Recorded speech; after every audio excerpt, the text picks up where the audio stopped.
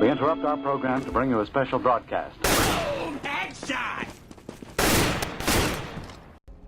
It's Clay, welcome to another League of Legends video. This time I wanted to do kind of a topical commentary, talking about ranked play and just kind of getting some things off my chest, or maybe trying to just kind of share some different things with you guys, hoping that it's kind of helpful or informative to you. Every once in a while I'll get the question of what elo am I, or what ranked or division am I, or whatever. And I'm just to let you guys know, I'm currently in Silver 4. I actually did my placement matches a little while back. I think I started playing League of Legends in January of 2013. So it's now July, so it's been about 6 months or 7 months. Got to level 30, did my placement matches, and have been kind of slowly playing ranked play. I placed in Silver 5, and then have been kind of slowly working my way. I got up to Silver 4, I actually got demoted back to Silver 5, and am now promoted back to Silver 4 again. And these are just kind of my thoughts on ranked play in general.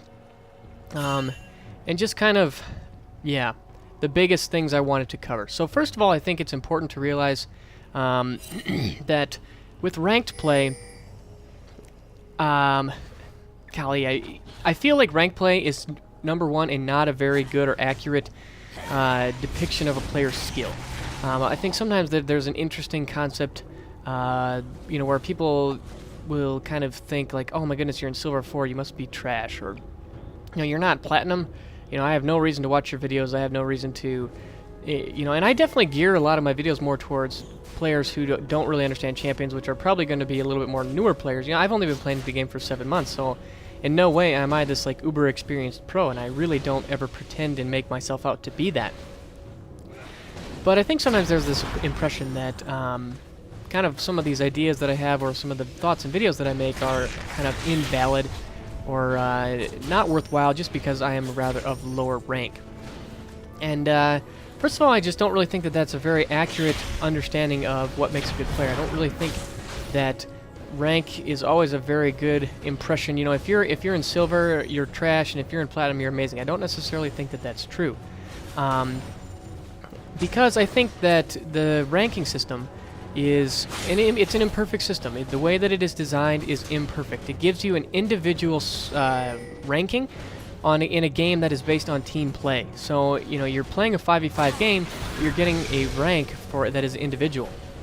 So, and we've all had games where, we lose because our teammates are feeding. It happens. It is just a reality of League of Legends that you have to come to terms with if you actually want to play ranked play. But the real kicker is that the ranking system doesn't take that into account. It does not take individual performance into account whatsoever. So, all of your rank is going to be 100% determined by, your team's play, which is kind of at odds with the whole idea that you're playing, you get your rank as an individual, but you're playing a team game. So those two things are kind of at odds to begin with. So the deck is kind of stacked against you to start with. But then if you also add on to the fact that if you look at a lot of the people who are really successful, a lot of times it has much to do with their ability to play a lot of games. I feel like one of the trends that I've noticed among high elo players is a lot of them are streamers, and a lot of them are able to play for 8 or 9 or 10 hours a day, maybe even more. A lot of them are LCS guys who maybe when they're not playing, in the LCS, maybe they have a week off, or a week between matches, then they're going to be just spamming solo queue games. And there's a really good reason for why that this really correlates to your rank, because let's say that your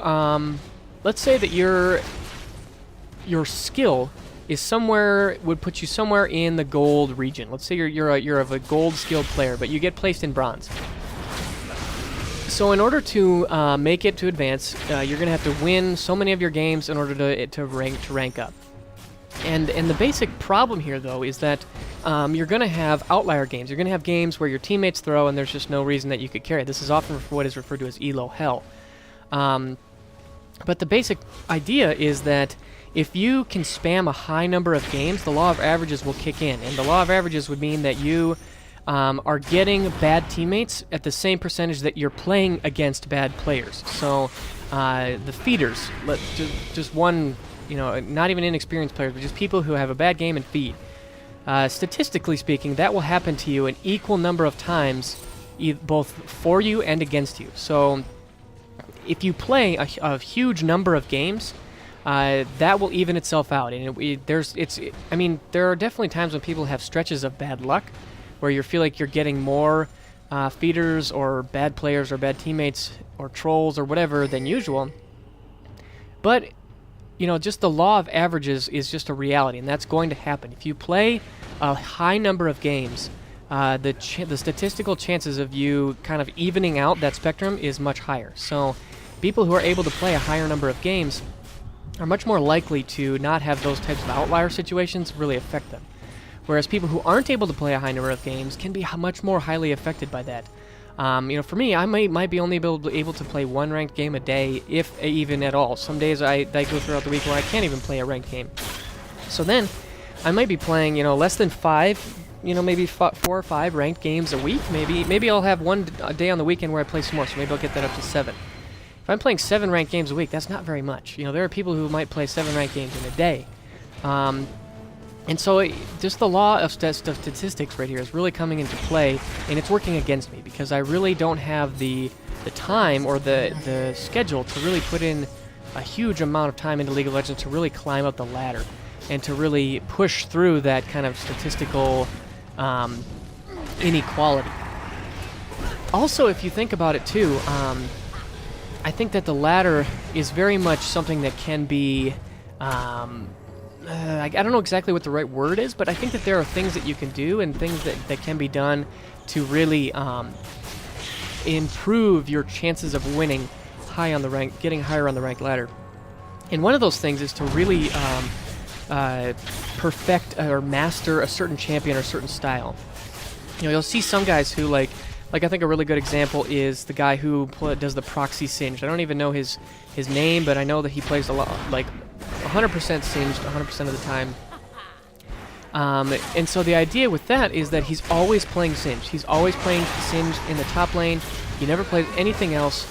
And so he just gets really, really good at singed. And that does a couple things. Number one, it really helps you to master lane matchups, which is definitely more of an advanced level tactic, but it's really, really important. If you know lane matchups, it gives you a huge edge because you know exactly what your champion is capable of and how they can deal with what that other champion is capable of. So there's no surprises. And like, okay, maybe you're playing Kassadin. Well, I need to play really, really passively early on and just try to survive until I hit level 6. Similar idea with someone like Akali. But let's say you're playing someone like Pantheon. Then you have like a ticking clock where you're going to be extremely powerful when you hit level 3, and you need to abuse that power because your damage is going to fall off the later that the game goes. Or even if you're playing against somebody else, like someone like Nidalee or Karthus, where you're going to want to buy boots first because you really want to dodge their skill shots. Just little things like that, little tidbits that you pick up against when you've played against a certain champion a couple of times, when you become familiar with them. That is a huge benefit. That's something that can really, really help you climb the ladder very efficiently and effectively. But for me, I have always really enjoyed playing a wide variety of champions. There are certain lanes that I enjoy more than others and tend to stick to, mainly AD carry and top lane. But I still like to play a wide variety of champions. And one of the big things is, now that I have this YouTube channel, my Why Buy series is definitely, I would say, the core of my channel. And so people come to my channel expecting to see Why Buy videos. And I don't know how many I've done, maybe 30 or 40. So there's, I don't know, maybe that's like 30% of the total champions that are even available that I've already done a Why Buy on. So basically, if I want to keep going, I have to continue to learn new champions all the time. And I have to always be learning new champions. So it doesn't really give me much of a chance to really master a certain champion. And also, I just kind of have a general policy where I don't really like to play my first games where I'm learning a champion in ranked matches. I really like to do that in normal matches because I don't want to subject myself. I don't want to put my teammates into a position where they have to play with somebody who's never played a champion before. When I was learning Pantheon, there's a lot of things about his kit that, he has some definite weaknesses. There are reasons why, sometimes people don't really think he's very strong. But there are things that you can do to overcome it. So I was messing around with different builds. I was messing around with different lane setups, different runes and masteries, all these types of different things I was experimenting with. And I don't want to do that to some teammates in a ranked match. When I play ranked, I really tend to try and play champions that I know that I can succeed with, like Ezreal or Caitlyn or some of the top laners that I really enjoy, Kennen. You know, trying to even think of there even some mid laners like an Akali, something like that. Some of these champions that I've played quite a bit that I just have got them down. Zed is another good example. I played a lot of these champions, more so than a lot of others. So I know those matchups, but I can't always be doing that because I spend a lot of my time trying to learn new champions, and that definitely puts me at a disadvantage when it comes to ranked solo queue. It's just a reality that I have to work with. But I do think it is kind of important for you guys to realize when I view ranked matches in the way that they fit with my YouTube channel, they're kind of at odds with each other, just because I do have that policy about when I play ranked, I want to try and you know, play champions that I'm familiar with, but I can't really do that if I'm trying to learn a why buy. And also another thing I think that really needs to be talked about when it comes to ranked play, and I'm sure that you guys have all experienced this is toxicity. There is a lot of discussion that goes on about toxicity. If you spend any time on the Riot forums, you'll hear a lot about people. You know, it's very interesting. You know, I read a forum post today about how some guy came up with the idea that it's summertime, so there's a ton of little kids playing League of Legends, and they're all arrogant little, you know, pricks, and they're just really obnoxious, and they're ruining his time, and they're sending his elo way down. Not saying that that's not true, but, you know, there's this general idea that the community is not as nice and friendly as maybe it could or should be. And I think that that's definitely true. I don't know if there's any way that any of you would disagree that, you know, in ranked play, there's just a lot of toxicity. And that's a huge downer. I mean, to be honest, I play League of Legends to have fun. I play it as a video game, so the inherent word there is that it is a game. It makes zero sense to me that I'm going to spend... I mean, I work, I also go to law school, so I've got a lot of stuff on my plate. I don't have a lot of time to play League of Legends, so when I do, the last thing that I want is to have it be this horrible experience where I'm having to deal with people who are, you know, just being extremely negative. You know, and it's one of those things where, okay, let's say all the things that you're saying are true. Let's say that I was feeding, and that I'm a horrible teammate, and I was the reason why we lost the game. Let's say all of that is true. It still doesn't give you a license to be a prick, or to be a jerk. You know, I don't know. I don't know if I even should be addressing these types of people, because I often feel like it doesn't really work. But, you know, I've yet to really find a good way to deal with toxicity. One of the things I have been experimenting with is to be extremely quick to mute players that I feel like are going to be toxic. If anybody starts to, you know, especially in Champ Select, if they start to kind of go downhill on me, I will be very quick to mute them. I think that the mute button is something that's very underutilized, because it's one of those things where, yeah, you want to have the mute, you want to have communication with your teammates open, but if they're being really, really mean, not even to just you, but to anybody else in your team, your team is going to be at a significant disadvantage. Your team is going to be severely hindered, just because you're going to have to deal with that toxicity. It's definitely not a situation that you're going to want to have to deal with. And just in general, I think toxicity really, it just kind of ruins the experience for me. Just to be totally honest, I really don't like it. And I would much rather spend my time playing a normals game where the atmosphere is just a little bit more laid back and a little bit more relaxed, not quite as, I guess, hardcore, or, you know, there just isn't as much on the line, so people aren't really as upset if they lose. You know, all those things just kind of create a little bit more of a casual atmosphere rather than one where people get really mad. So that's just, you know, that's just something that you have to deal with. That's just, it's a part of the game that we all have to deal with. And in ranked play, I find that part of League of Legends to be really unfortunate and really discouraging. So another reason why, I think that's probably a big reason why a lot of people don't really enjoy ranked plays, because of the toxicity. I'm trying to find a way to deal with it, but I'm just having a hard time at the moment. But overall, I do really think that ranked play does have its upsides. One thing that I like about it is that it's a little bit more of a formal match. You get the chance to go through the champ select screen. You get the whole counter pick type thing, which you don't really get in blind pick. And draft pick normals, I think, are a little bit weird. So I do like that. I like that it's a little bit more of a formal match. I like that generally you're matched up against players of similar skill, because it's fun to, like, just totally noob stomp, raffle stomp somebody, like with an assassin building Sword of the Occult and all that stuff. But at the end of the day, the games that I most enjoy are the competitive ones, the ones that go 40 or 50 minutes, the ones that really make you think, the ones that really require you to get everything out of your champion that you possibly can. Those are the matches that I most enjoy. And so I do think that ranked play offers the best scenario and situation for that to be true, for those types of games to come out. You know, but you definitely have to weigh in the costs if you think that it's worth it or not. That's definitely just an important thing to keep in mind. Yeah, so overall, those are kind of my basic thoughts on ranked play. And at this point, I kind of want to transition a little bit into, I've talked a little bit about it, but just like what you can do, just to kind of review some of these things about what you can do to actually improve your ranked play and some of the things that I've been experiencing.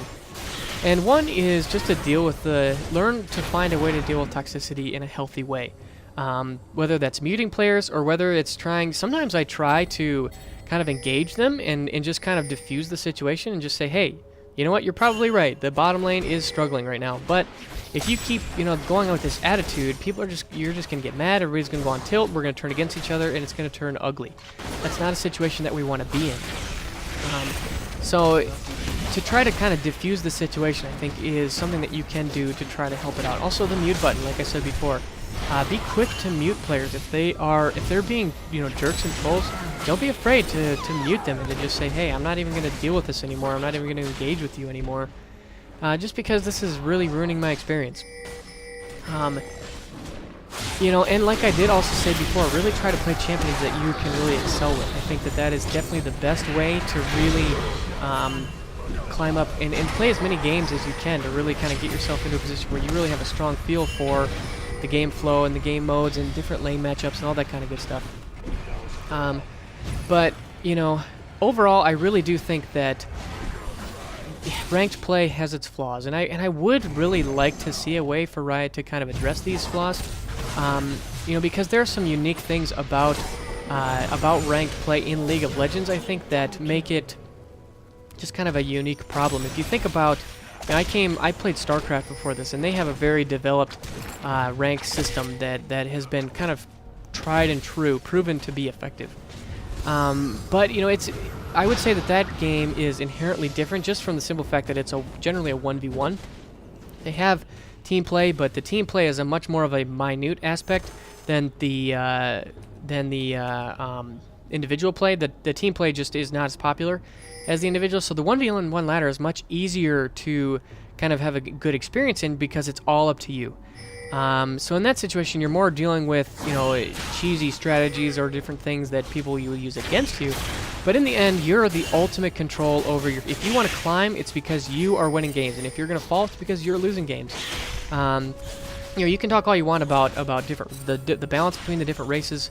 That's definitely become something that's a little bit more hotly debated. But you don't have the 5v5 basics. So one thing, though, that I think would be helpful is if Riot implemented some sort of way to gauge individual skill.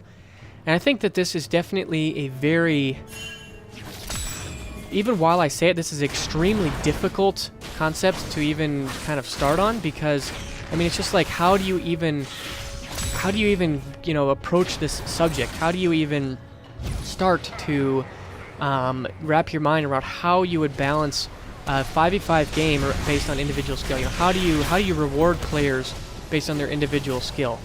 I don't know. I don't have the answer, but I would love for them to find some way where they could, take your individual performance into account. I'm not saying that has to be kill to death or kill death assist. Maybe it would be gold income. I'm not really sure exactly how they would do it. But I'm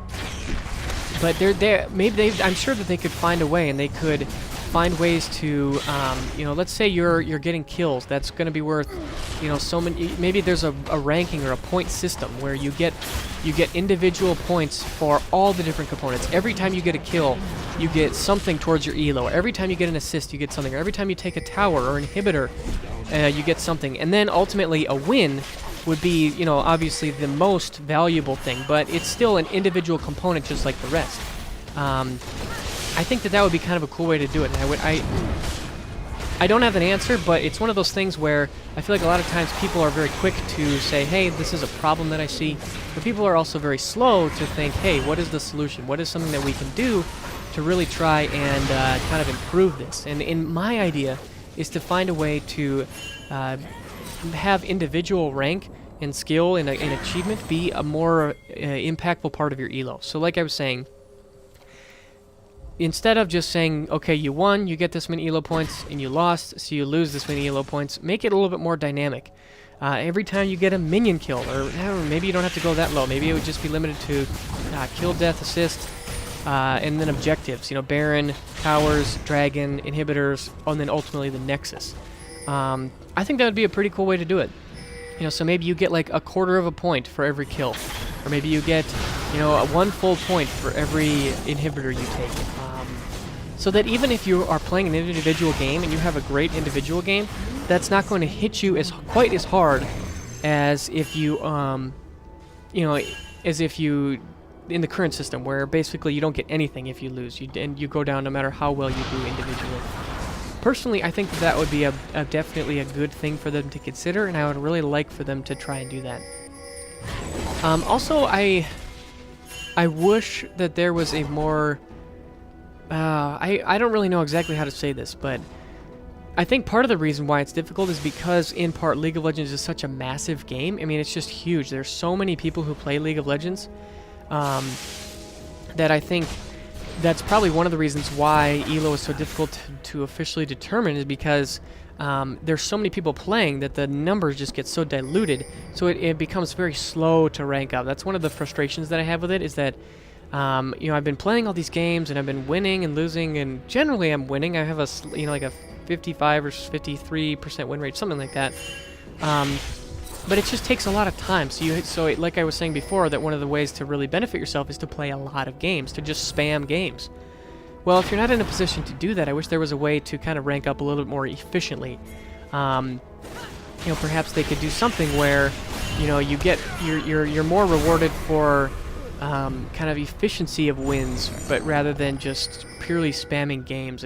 But I realize that could be also a bit of a difficult thing to implement as well, just because I feel like a lot of people could find ways to abuse it. And also, just because you get on a hot streak doesn't necessarily mean that you're a good player. A consistently good performance is something that should be rewarded in the end. Definitely agree with that. But I do think that there are ways that Riot could help improve the ranked play system, and I also do feel like there are ways that you individually can help make it more fun. But in the end, I do really think pretty firmly that ranked play in itself is limited. It's a good formal match. People are going to try hard to win. Those things are good.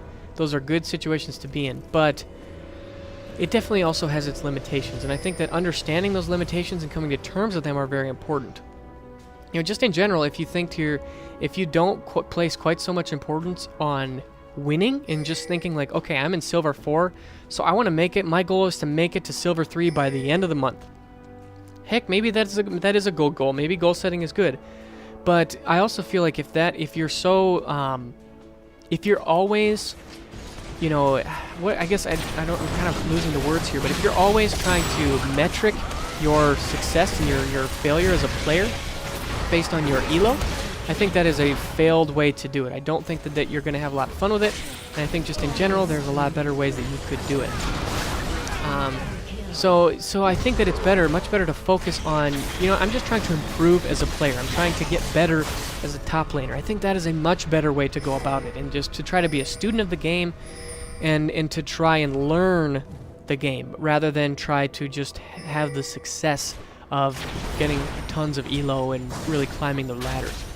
Because I know for myself, when I am viewing ranked play as more of a metric on my improvement, not so much on my kind of success or failure as an individual player, whether or not I'm getting wins, I'm having a lot more fun, just because I think that it's much more it's just a lot better to try and really gauge yourself based on, am I getting better, am I improving, rather than, I really need to be getting top elo ever, best player NA. I just don't necessarily think that is a very healthy way to view ranked play, because you're going to have times where you you get frustrated, and you get frustrated just because you lost. And I think that is definitely going to suck the fun out of it. But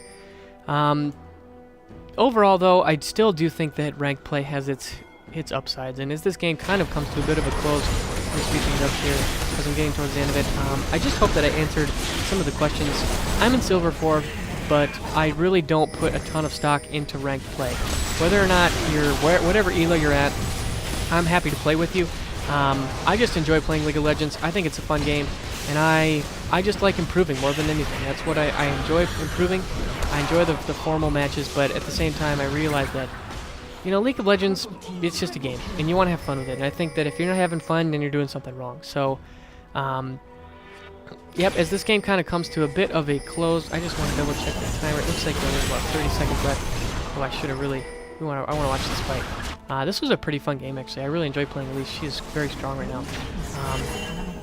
But I think that, you know, if you guys have questions about ranked play, I'm happy to do more videos on them. But I do really think in the end that you've just got to find a way to really enjoy the game. You've got to find a way to,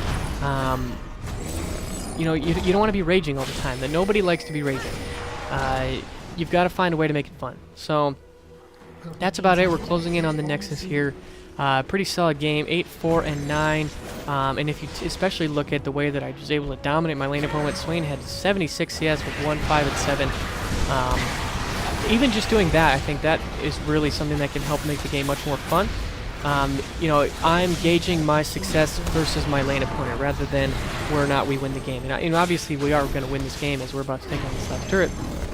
But, you know, find ways to make it fun. Find ways to make it fun for yourself, because that's what I try to do, and doesn't always work, but that's at least my goal. That's my intention.